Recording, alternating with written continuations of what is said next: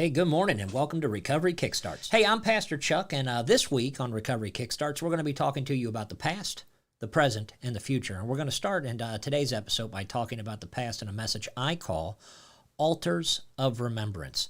In the Old Testament, anytime that God would do something significant or cause his name to be remembered, the people of God would build these altars of remembrance in order to show future generations what God had done in the past. They were kind of a testimony or a tribunal, if you will. And with that, these altars of remembrance, not only did they point back to the past and what God had did in the past, but they also gave hope for a future and what God would do in the days to come. I believe that there's something there in particular for those of us in recovery. And so let's take a look at that real quick here. In the book of Joshua, it says, when the whole nation had finished crossing the Jordan, the Lord said to Joshua, choose 12 men from among the people, one of each tribe, and tell them to take up 12 stones and set them up on the other side of the river when you get there. So Joshua called together the 12 men he had appointed from the Israelites. They took the stones, they get over there, and he said that each of you is to take up a stone on his shoulder according to the number of the 12 tribes of Israel to serve as a sign among you. These stones were built like an altar to serve as an altar of remembrance. In the future, when your children ask, what do these stones mean? You tell them. You tell them what God has done for you in the past. And so I don't know about you, but I have all kinds of altars of remembrance in my walk with the Lord. They started happening very early in my walk with the Lord. I just have these little keepsakes where every time I see them, I'm reminded of something the Lord taught me. And I thought I'd have a little bit of fun today and show you. George Santayana said that those who do not remember the past are condemned to repeat it. Amen, somebody? That's so true for us in recovery. This right here is my little lizard friend, Floyd. I got him when I was in rehab. We were cleaning a church called McGregor Baptist, and I got this little desk from the time I got into Teen Challenge. This little lizard friend of mine has been sitting on my desk. He was sitting on my desk throughout college. He was sitting on my desk throughout Teen Challenge. He's sitting on my desk now here at the podcast. But every time I see this, I am reminded that as silly as it is, that God will see me through anything. Going through Teen Challenge was the first thing I never quit at. It was very tough in my sobriety and my Christianity. But every time I see this little lizard, I just reminded that God is with me. He's always with me, because I was down there in Florida in rehab by myself, except for me and Floyd the lizard here.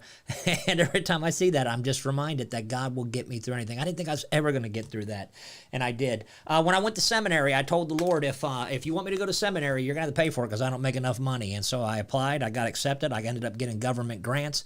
Came down time to my last semester. I didn't have enough money. I took some side jobs. I got involved in the church. I come to the office even short of what I owed them, and I'm like, hey, here's the money. Listen, I know I can't start my next semester until I get the money for this one. And they're like, listen, you're paid up. Someone blessed you. I'm like, what are you talking about? So anyways, a random lady blessed me. Not only did it cover my semester that semester, but it covered my graduating semester. And so when it was all said and done, I got a check in the mail here from God's Bible School in college for $8. Let me show that to you there if you can see it. And every time I look at this, I'm reminded that the Master will always supply the mission. Amen, somebody? I got another one over here. This used to hang above my door, this life preserver. Every time I went out at Grace Point Community into the world, I was just reminded that people are dying. This is a matter of life and death. Get them in the boat. I may or may not have this replica of Captain America's shield hanging on my bedroom wall at the house. Amen, somebody? Zoom, bing, ricochet back to me.